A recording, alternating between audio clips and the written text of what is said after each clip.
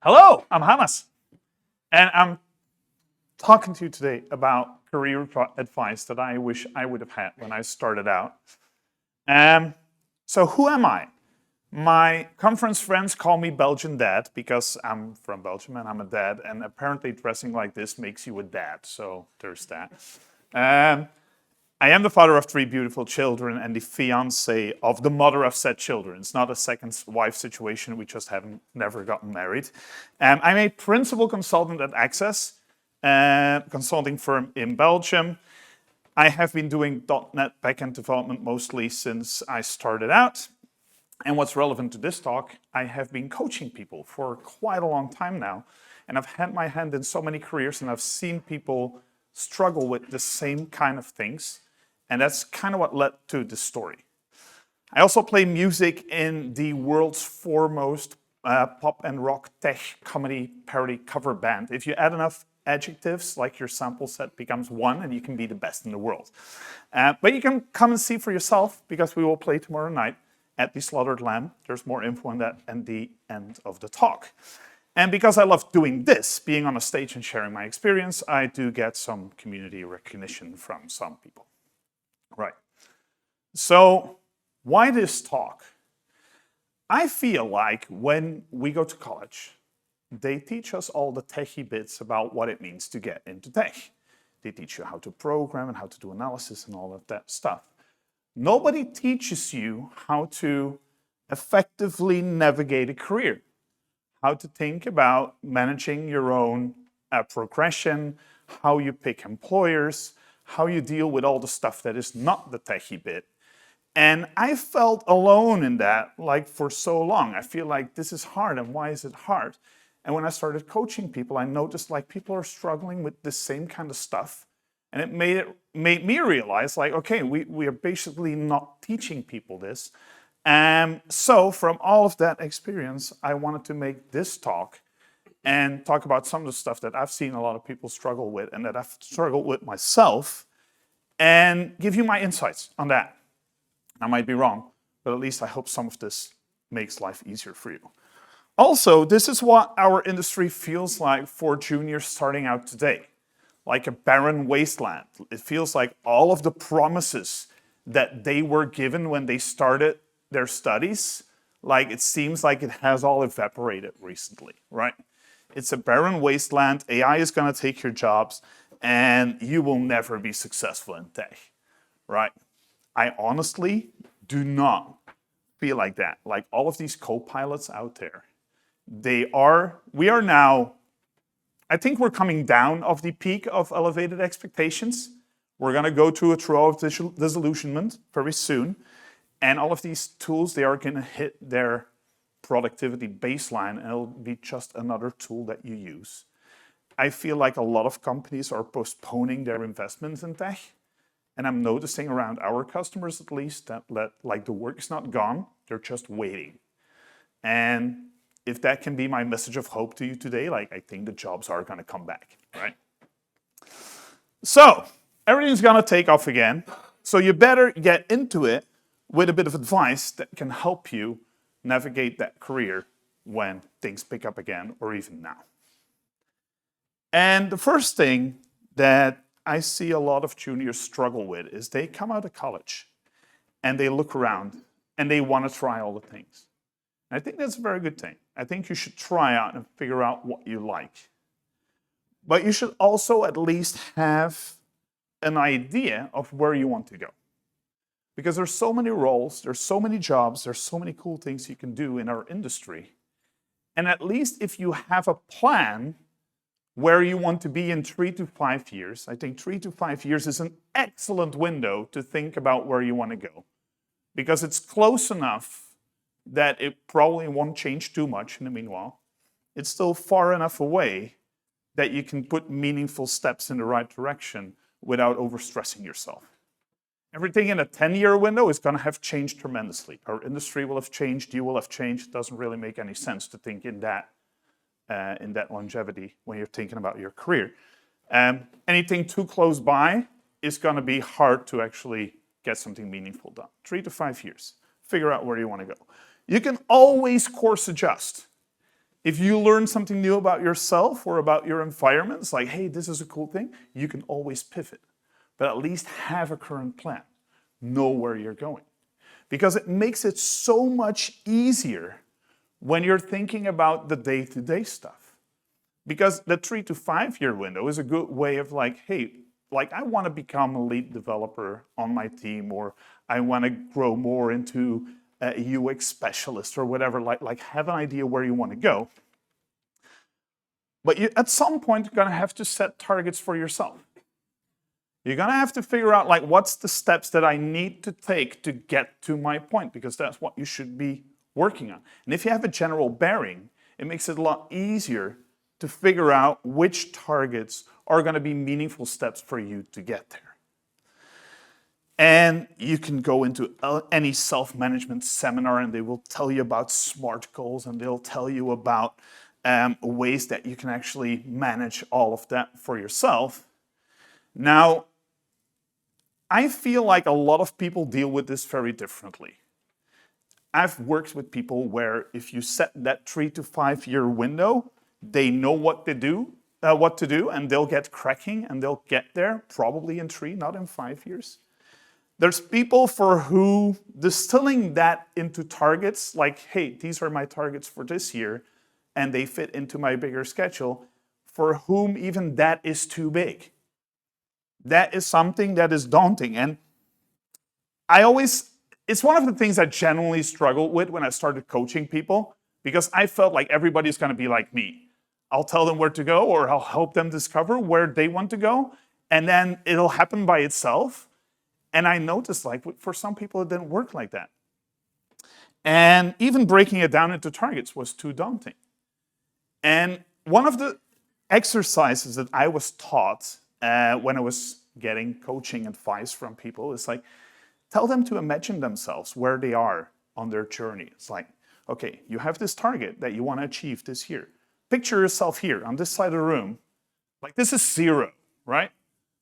What does it mean? Describe to yourself what it means to not have achieved this thing at all, right? Now transport yourself physically, move to the other side of the room and go stand there and tell them, like, this is 10. But if you've completely achieved your target, we're still talking about like a 6 months to 1 year target, right? Where are you on that journey? Maybe you've already completed some of it. You're at a 3. Describe to yourself what that means. And think about, like, what does it mean to take like a tiny step in the right direction? Like, make that the thing you focus on. Like, forget about rest. Because if you keep moving forward and you keep moving on your targets, and you know that your targets are going to help you eventually achieve your bigger direction of where you want to go, as long as you keep taking steps, eventually you'll get there. And it doesn't mean anything about you, whether your personality is the kind of person who just knows where to go and starts cracking, or whether you need that crutch of figuring out, like, what's the next small step I can take. It doesn't say anything about you, right? You can be just as successful whether you're one or the other or somewhere in between. But learn for yourself how you can keep the ball rolling. And if you need to visualize that and figure out what that next small step is going to be, that's totally fine, right? It's about the tortoise and the hare, right? That story. If you keep putting steps forward, you'll get there. You might get there faster than other people. And one of the things that I've seen so many people struggle with is they feel like they don't belong where they are. Unfortunately, something that is way more common in women than it is in men. But be aware of this, of the people around you. They might feel like they don't belong. You might feel like you don't belong. Did I really earn this job? Is that promotion really for me? Am I the person who is supposed to be telling this story on a conference stage? Like, we all doubt ourselves, right? And what I can tell you is, most employers, most teams, they're not in the business of handing out favors. If you are getting something, you probably earned it. You probably do belong where you are. You probably did do something that made somebody see something in you that they know is there that you might still be doubting. We all worked very hard to get to this industry and to these jobs that we have. Like, stop doubting it. It's a very normal bias to feel like you don't know anything. But you know more than you think. Because there's stuff that we all work with every day that seems obvious to us. Another bias that's very common. The stuff that you work on is the stuff that you feel like everybody knows that. Like, I'm not working on anything special. This is like common knowledge. And what you see in others is the stuff that you don't know. But you have knowledge that fits their gaps as well. It often goes both ways. They know stuff that you don't. You know stuff that they don't. It works very nicely, but you feel biased that I don't know anything. A common thing is when people ask me like, hey, I want to like try public speaking, but I don't have a subject to talk about. It usually turns out to be total bullshit. If you sit down with them, everybody has stories to tell. Whether you want to be on the stage and be an attention whore for an hour, that's a different story, okay? I'm wired like that. You might not be. That's totally fine. But like not having a story to tell, that's bullshit. Everybody has cool stories that they could tell. And so do you, right? You do have knowledge. And one of the ways to help develop that and also gain more insight in you as a person and how you function in a team is like find somebody who can mentor you on your journey. It could be a colleague that you're comfortable talking to. It could be an official mentor, like some companies do mentoring very officially in their management structure. I work for such a company where coaching is something that we officially try to do for people. Somebody who is a stakeholder in your success, who isn't necessarily your person you report to, I feel like that is the best way to describe like a good mentor. Somebody who's trying to help you succeed, that you can talk to, that you can get advice from, that you can put your worries on the table with, without them having a say over whether you get your next promotion or something, that really helps. If it is embodied in the same person, like there's always a little bit of friction between that, like they're gonna have to be evaluating me, but they're also coaching me, so one of these might suffer, right?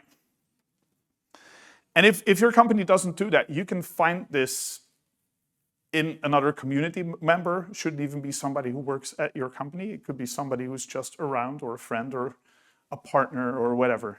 But find somebody who like looks at your career together with you. It does wonders. Because often by explaining to them what you're struggling with, you gain your own insights, like rubber ducky kind of syndrome. And one of the things that I've seen where I've struggled, where I've seen others struggle, is if you're working on something that you really don't care about, it's going to be very, very, very hard to stay motivated. If you took a job because it pays extremely well, but you're working on something that is making your soul dead inside, like that high pay is going to maybe motivate you for 3 months, and after that you'll be miserable, right? So it's better to optimize the other way around. And it's a very easy thing to say if you're coming from a position of privilege, but I feel like we're all in IT in Western Europe. I feel like we're all privileged and we do all have options. And I think you do have the option to find something that you care about. And in all of that, I think alignment with the mission of the company that you're working for is a very, very important thing. Because you could be working on something really cool, but if you don't agree with the ethics of the company that you're working for, or you are not aligning with the way that management sees things or whatever, you're gonna experience friction. And when you experience that, you're not gonna do your best work, which means that you're not gonna be advancing as fast as you could. And it'll all go downhill from there. And it's really weird how much it can change with people. I've been mentoring people outside of my company as well. And it's sometimes surprising to see how much changing environments can do for somebody's career. By just putting them in an environment where they belong. I've experienced the same. I was working for a tremendously cool company before I moved to my current employer. I just didn't align with the boss. And I fought that for a few years, and it felt hard. And I moved to a company where they wanted me to succeed, but where me succeeding meant success for the company as well. And our goals were aligned, like the direction where I wanted to go with my career aligned with what they wanted to achieve as a company. And I felt like a whole bunch of friction just disappeared from my own career. And I've seen it happen to many other people. So don't discard this as an afterthought. Like the salary package obviously is probably going to be important and like the secondary benefits and so on. But like working on something you care about with people that want to move in the same direction as you is going to do wonders for where you're going to be in 3 years.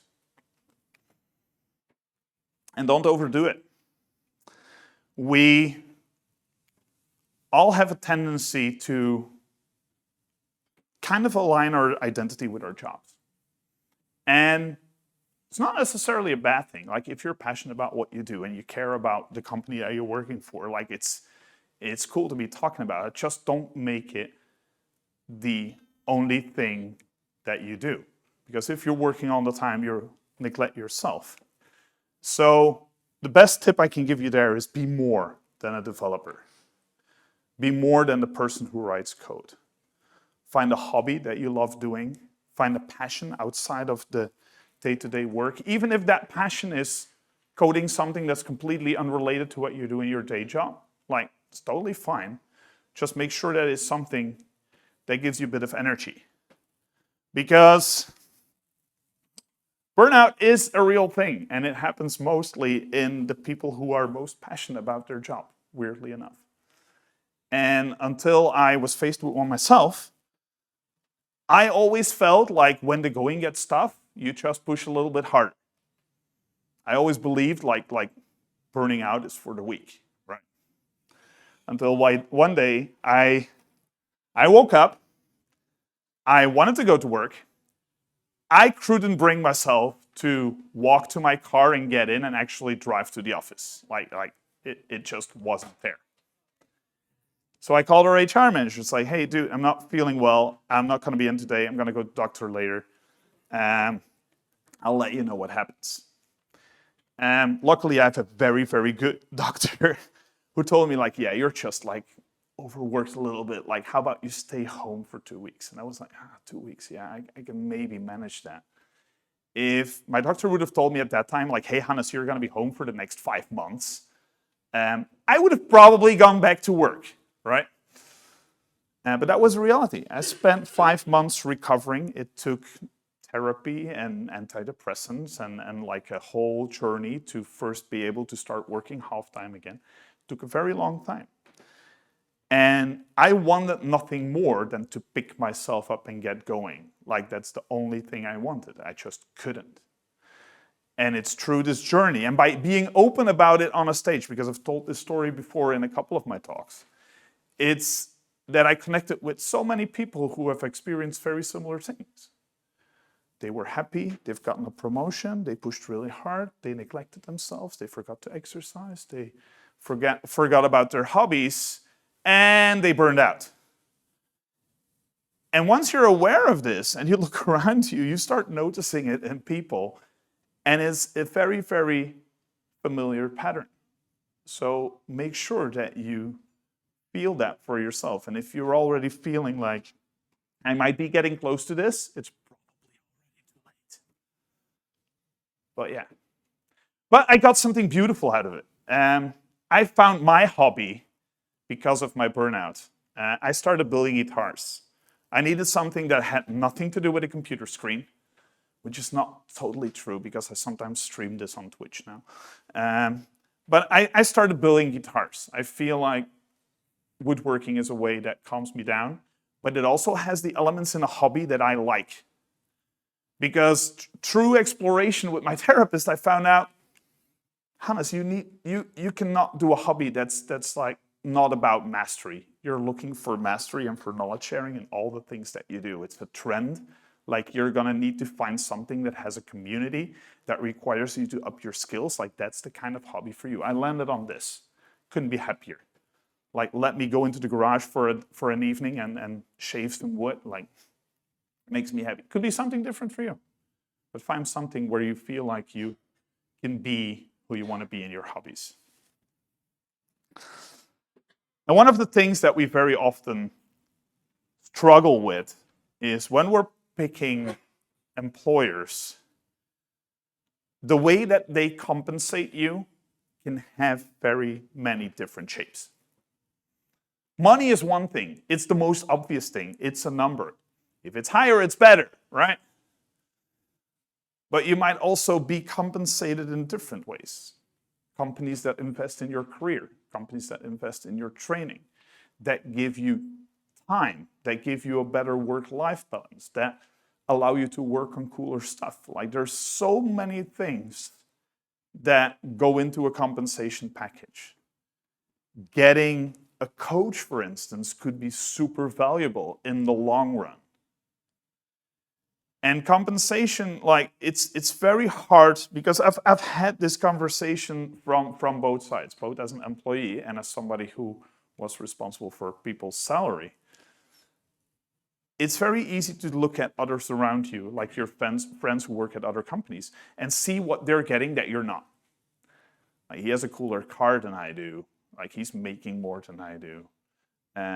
It's very easy to find the stuff that they have that you don't. It's sometimes hard to see the stuff that you're getting that they don't, right? It's a very similar kind of bias than the one that we talked about earlier. But find one where you feel like that package aligns with what you're trying to achieve. I always tell people, like in the beginning of your career, optimize for acquiring as many skills and as big a network as you possibly can. Because these are your intrinsic values. If you are well connected, if you have a valuable skill set, there's always going to be employers out there that are willing to pay for that. If you optimize for compensation really early on, you're really quickly going to find yourself in what we call in Dutch a golden cage. And the golden cage kind of means like, yeah, you're getting paid so much, but nobody is willing to match that salary, and you're kind of stuck where you are. That does not have a tendency of happening if you invest in yourself, in your actual intrinsic values first. And it's the same that you see in the, I don't watch football, but I've been told that footballers, like they switch clubs.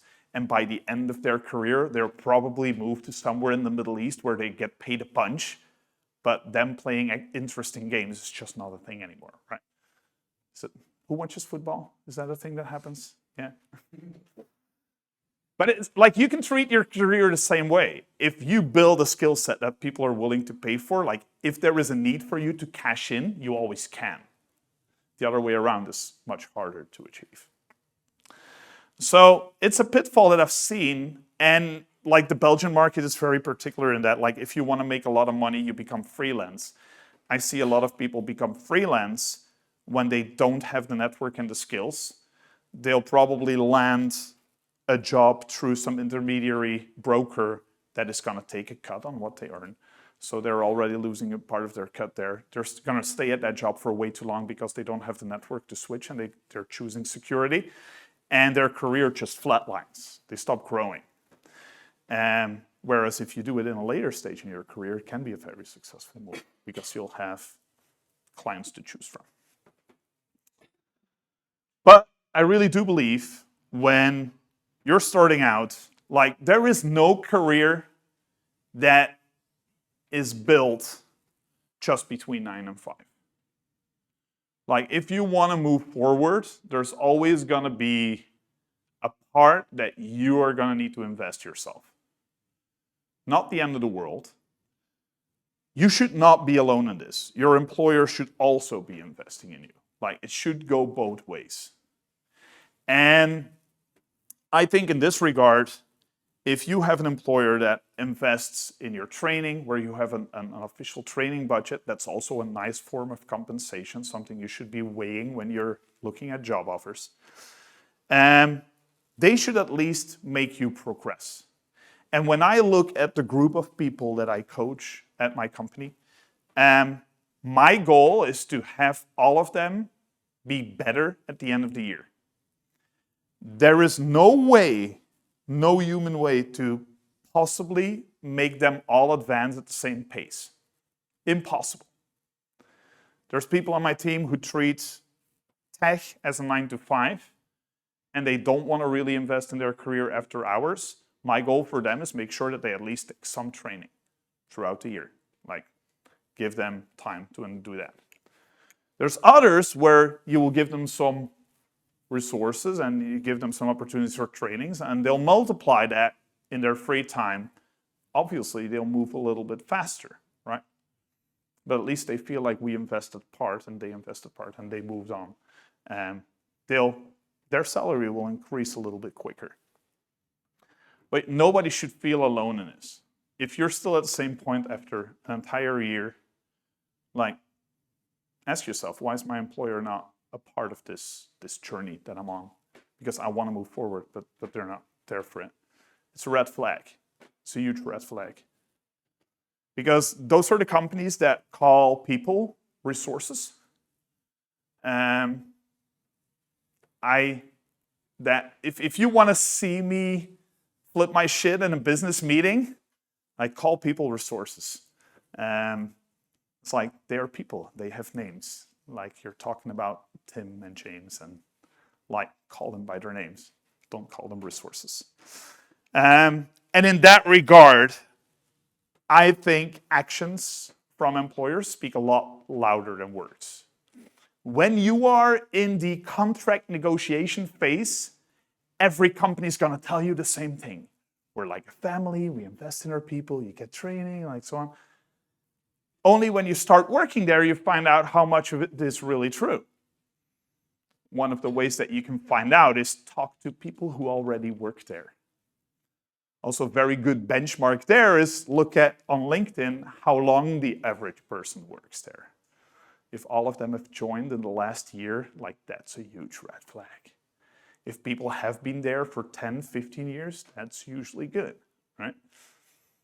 But figure that out before you start. Because whatever they say or put in emails, it doesn't really mean anything until push comes to shove. Life gets in the way. When you're doing all of this, you buy a house, you get kids, you burn out, like, shit happens.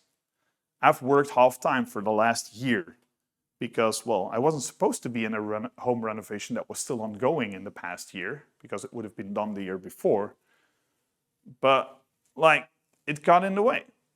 And people are sometimes stressed about, hey, what if I take maternity leave? What if I am sick for a while? Like, how is this going to affect the long run? And maybe, like, a bright remark, like, it usually doesn't.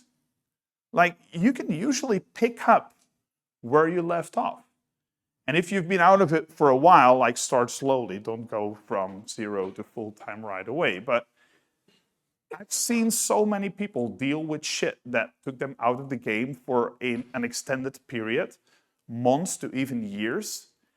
And all of them have continued their careers and became successful afterwards as well.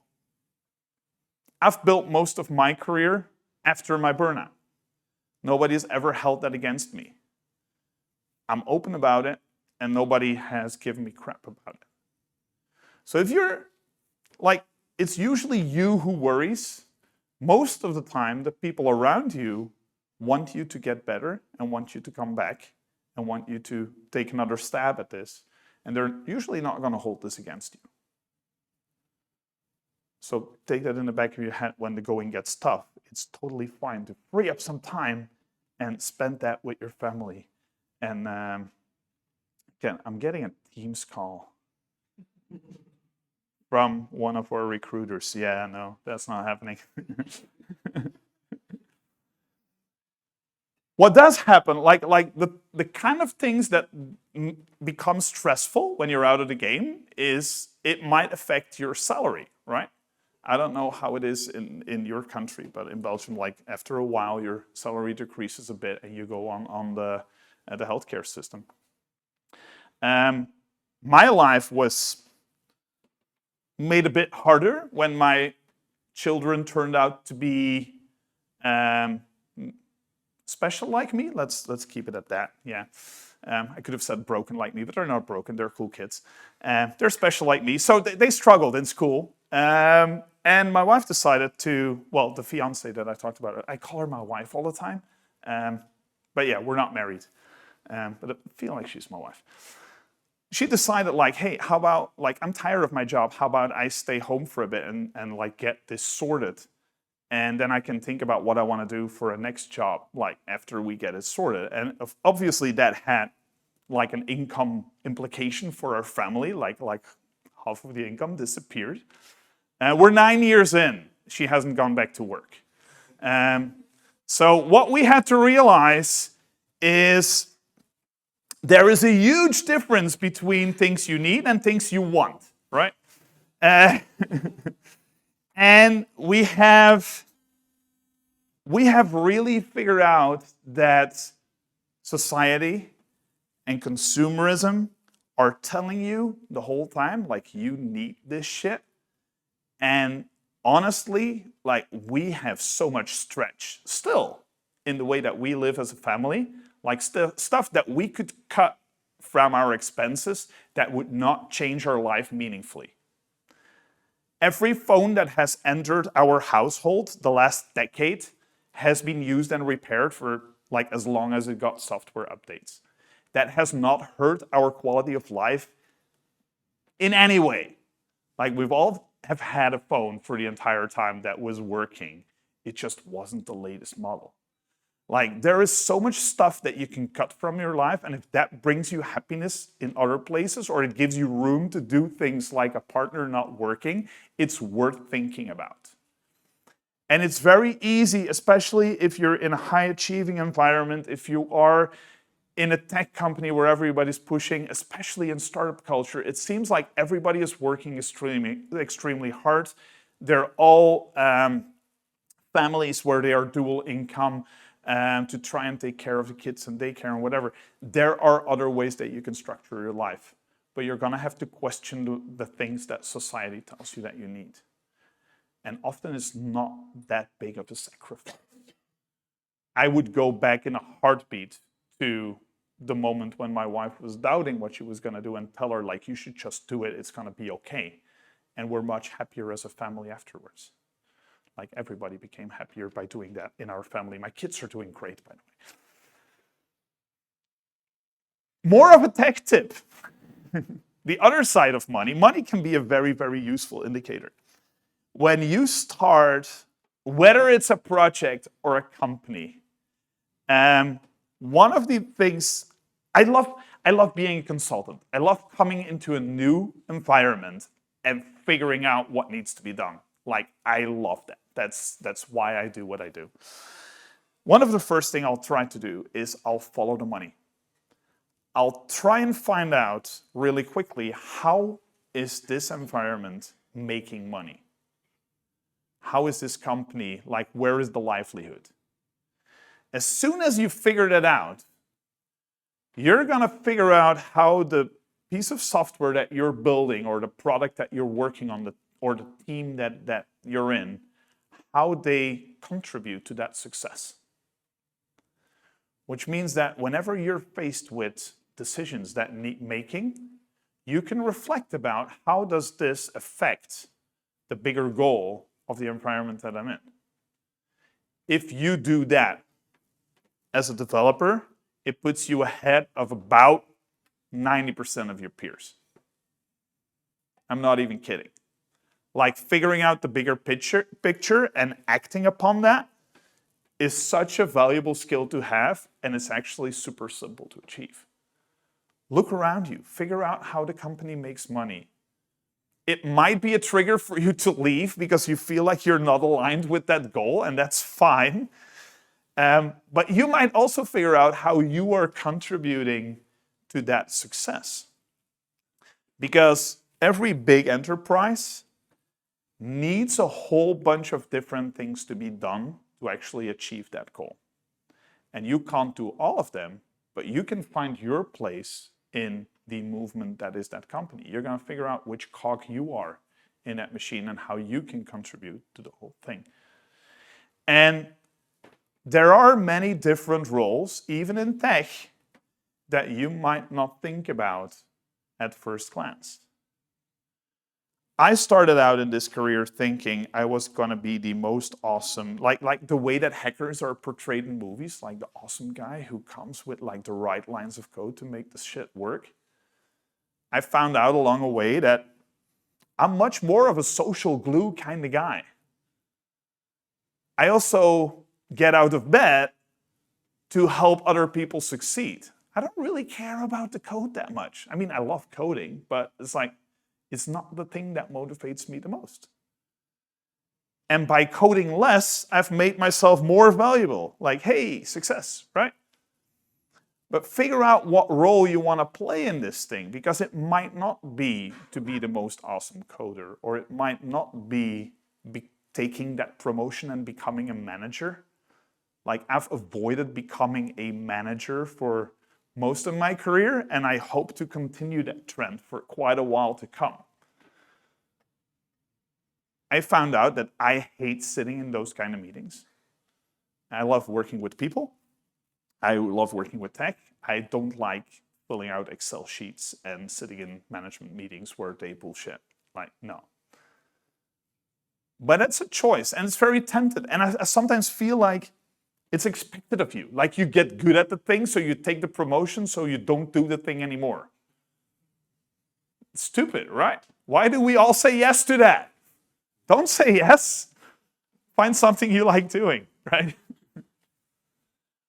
And this is something that I always have to warn juniors about. Like, the tech usually is not important. And I have to tell them, like, wait by writing the code as long as you can. Figure out what you're building first. Figure out, like, where that fits in the whole. Like, ask your business stakeholders first, like, why do you need this bit of software? So you can think along with them. The longer you can put off writing the code, the better the end product usually is. And it comes with the insecurity of the inexperienced developer, which is totally normal. It's a normal feeling to have. Because in the beginning of your career, you worry. It's like, am I going to be able to write the code? Like, most of the time, like, that's what we do. It's what we train for. It's actually the one thing they did teach us in college, right? How to do the tech. And we usually have more experienced people around us as well. So the tech is usually the thing that we can get sorted out.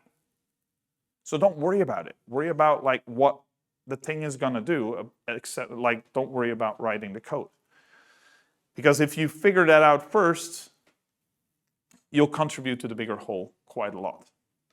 And one of the things is, and I think I'm part of the problem in this one, when you go to a conference like this one, and you look at all of the success stories, which is a very natural thing to do, you're uncertain of how to do your job or how to make decisions on your next project or that sort of stuff. When you look at the people who are successful, the people that they put on a stage here at NDC or any conference, they usually work on problems on a scale that doesn't necessarily match yours. And I've seen so many companies that are writing a relatively small thing with a relatively small theme, running it as microservices on Kubernetes, and they have hurt themselves so hard by replicating what they saw the big companies do. If you're solving the problems at a Spotify or Netflix scale, you have different problems than a small startup that is writing a small solution. Use the appropriate tech. You can always refactor later. Microservices are a beautiful solution to a problem that you might not yet have. So if you bring in that solution without the problem, what you're going to do is you're going to cause friction in other areas. You're going to make your life harder, not easier, right? So if you think about, and I've disrespectfully called this resume-driven development in the past. People that use technologies and solutions and architectures that fit what they want to put on their resume and not what's actually solving the problem that they're trying to solve. But if you want to be successful in delivering solutions, like thinking about what is the right solution and not the one that I want to use, and I've been guilty of this, I'm sorry. I've definitely done this. It's one of those things that you really should put into context when you're making choices, especially about architecture, because architecture is one of those things like that's harder to change down the line. And this is one, as much as I dislike people being called resources, I also dislike communication and presentation skills being called soft skills, because there's nothing soft about them. Being able to effectively communicate with all levels of stakeholders in a company, tailoring your pitch to a C-level executive or tailoring it to devs when you're talking to devs, being able to communicate the technical difficulties of something to somebody who might not have the same frame of reference as you, being able to present or to write documentation about a solution that you're proposing, like those skills are so important and they make or break careers. More so than being good at the tech side of things. So I've stopped calling them soft skills. I hope if you take one thing away from today, like start calling them core skills with me, right? I think that these skills are not to be neglected. And it's very common that we see people worry about, like, I need to learn this framework and this, and they neglect this, and they find themselves at a point in their career where they're basically the code monkey in the corner that nobody talks to very disrespectfully put it. But it is something that I've seen happen quite a bit, and working on effectively communicating and working with your team, because software development, whether you like it or not, is a team sport. Nobody delivers anything meaningful just by themselves in a basement. It always grows really quickly. One of the ways to actively work on all of the above, if you're in an enterprise, is whenever shit hits the fan, be the one who investigates. Problem in production, something not behaving as planned, users reporting bugs, like raise your hand, volunteer, and investigate the problem. You'll be delivering business value, so they'll appreciate you for actually fixing shit. You're showing commitment. You're probably going to be talking to your developers around you, helping your communication skills. You'll gain insight into the solution because you'll probably dive into bits of code that you haven't written. Like all of the above is so super useful. But it also opens the opportunity for one of the most beneficial things that you can do in a team is making sure that it doesn't happen again. Like take away pain from the team around you. And if you can find out in your investigation what needs to be changed to prevent this from happening again, adding some tests, adding some observability, making sure that some inputs get validated. Like it could be in many places, but making sure and removing that pain, like it will make people appreciate you as a team member quite a bit. Do that. Raise your hand, investigate. Sometimes it ends with 3 a.m. pizza because the problem is bigger than you thought, but at least you'll be forming a bond with the people who stayed behind with you. So it's not all bad. And this is my motto in life. Careers, luckily, are not a zero-sum game. If you help somebody else succeed, you are not detracting any value from your own career. On the contrary, you're making yourself more valuable. So when you push the others around you forwards, when you set them up for success, when you enable that junior to get up to speed on your team, like, you're making your team a better place to be, and you'll be improving the world around you. And one of the things that I've struggled with around that period of this depression and burnout is I was looking at the world and I felt like all this shit is messed up. And I get, like, especially in 2026, that's a feeling that we can all relate to. And we can't fix it. You look at the world and you can't fix it. And nobody can fix it all. But if everybody gets up and we all try and improve some of the things around us that we do have control over, there's nobody that guarantee that we will solve all the problems. But we can guarantee that if we all do that, the world is going to be a better place. Our workplace is going to be a better place. Our family is going to be a better place. And I heard somebody, because it's not my quote, I heard somebody say that on a podcast, and it's like, cool, that's how I want to live life. And that's what I try and bring into my job. I try to uplift the people around me. I try to fend for the people who are maybe a bit afraid to speak up on the team. Like, yeah, it was a cool idea as well 10 minutes ago when Susan said it. It's great that you're picking it up now that Dave is saying it, but it was her idea. Like, speaking up for that kind of thing, like, do that.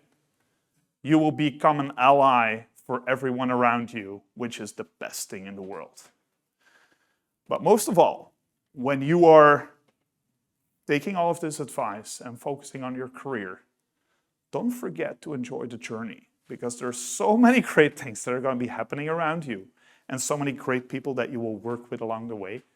Don't forget to savor that, because your career is going to be very long from here on out. Some of us might be closer to retirement than the others, but looking around the room, we all still have a while to go. So better get some enjoyment out of that. Speaking of which, tomorrow night we will play music at PubConf at the Slaughtered Lamb. There's still a couple of tickets. They might sell out quick. This morning there were 20-something tickets left. So if this sounds like a fun thing, we'll do comedy and music and all sorts of stuff tomorrow night. So if you're still in town, like, come and join us. That's all I wanted to tell you today. So if you have any questions, like, come up to me and talk. Otherwise, grab some coffee. And I hope you have a fantastic rest of your NDC London.